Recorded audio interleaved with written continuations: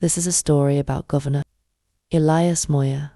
He was the shining light of his country, a man of humble beginnings.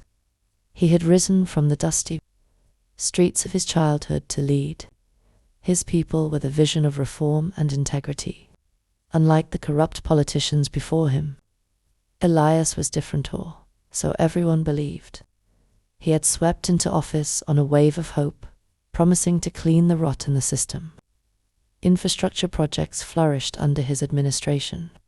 Hospitals received much-needed equipment, and for the first time in decades, the education sector saw significant investment.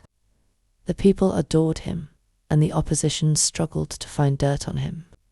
But there was one mystery, one anomaly in the carefully constructed image of Elias Moya, his chief of staff.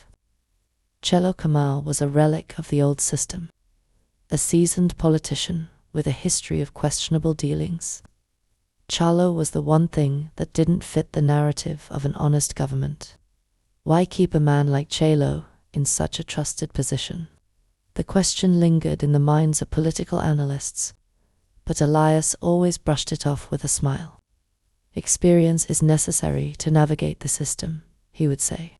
But in private, Chello was more than just an advisor. He was a reminder.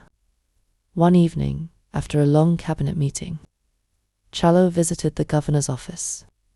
He shut the door behind him and walked over to Elias's desk, placing a thick, sealed envelope in front of him. Elias didn't need to open it. He knew exactly what was inside. "Time to settle," Chello said, his voice dripping with amusement. Elias exhaled, rubbing his temples. "You're pushing it too far." "Pushing what?"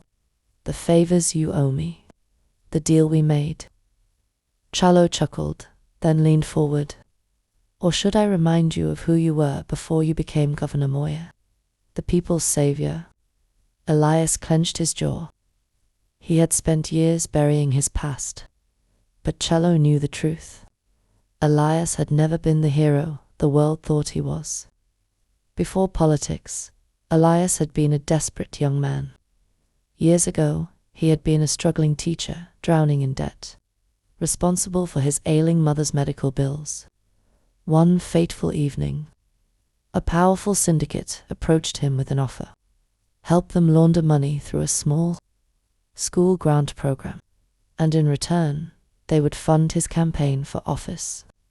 Elias had initially refused, but when his mother's condition worsened, he gave in. He had told himself it was just a temporary compromise, a single misstep, and once he won, he had cut ties with them, choosing the path of righteousness. But Chello, who had orchestrated the deal, had never let him forget. Now, Chello was calling in his favor. "You will award the energy contract to my associates," Chello said, his tone light but firm. Elias's stomach turned. The energy contract was worth billions. If awarded corruptly, it would plunge the nation into financial turmoil. "I can't," Elias whispered. "You can," Chello corrected him, smirking. "Because if you don't, I'll release everything, the financial records, the old meeting transcripts, the signatures, and when the world learns that Governor Elias Moya is just another corrupt politician, your legacy will crumble. Your people will turn on you." Elias swallowed hard. Chello wasn't bluffing. For 3 nights, Elias barely slept. He considered different options, resigning, even fleeing the country. But every choice led to disaster. He would be humiliated, his family destroyed. On the 4th night, he made his decision. At dawn, he called a press conference. The room was packed with journalists eager for an announcement, expecting news about upcoming policies. Elias stood at the podium, gripping the edges. He took a deep breath and, against every instinct, screaming at him to stop, he spoke. "I have lied to you all," he began. "For years, I have carried a terrible secret." The room fell into stunned silence. Elias revealed everything: the bribe, the syndicate, how he had won his first election through corruption. Gasps filled the room. His advisors looked horrified. Challo, watching from the front row, turned pale. I have worked every day since to atone for that mistake, Elias continued, but I refuse to let my past dictate my present. I will not be blackmailed into betraying the people who trusted me. I accept full responsibility for my actions, and I am ready to face the consequences. As he stepped down from the podium, cameras flashed wildly. The country erupted. The media spun into a frenzy. Opposition leaders seized the moment, and his closest allies distanced themselves. Cello, on the other hand, was cornered. He had lost his leverage.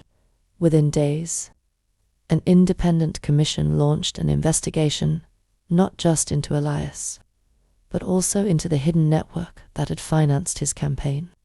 Challo's name surfaced repeatedly, and the deeper the investigators dug, the more evidence they uncovered about his own corrupt dealings. A month later, Elias resigned, but Cello was arrested, along with several members of the syndicate. Elias's confession was both his downfall and his redemption. Though he lost his position, he earned something greater: the people's respect. The nation had been betrayed by many politicians before, but none had ever come forward with the truth on their own. Years later, after serving a reduced sentence for his past crimes, Elias returned not as a politician, but as an advocate for ethical leadership. His story became a lesson taught in universities, a reminder that true integrity is not about never making mistakes, but about having the courage to own them, no matter the cost. And as history remembered him, not as a perfect man, but as an honest one, Elias finally found peace. So, did you enjoy the story? Please drop your comments in the comment section. Don't forget to like, share, and subscribe. Thank you.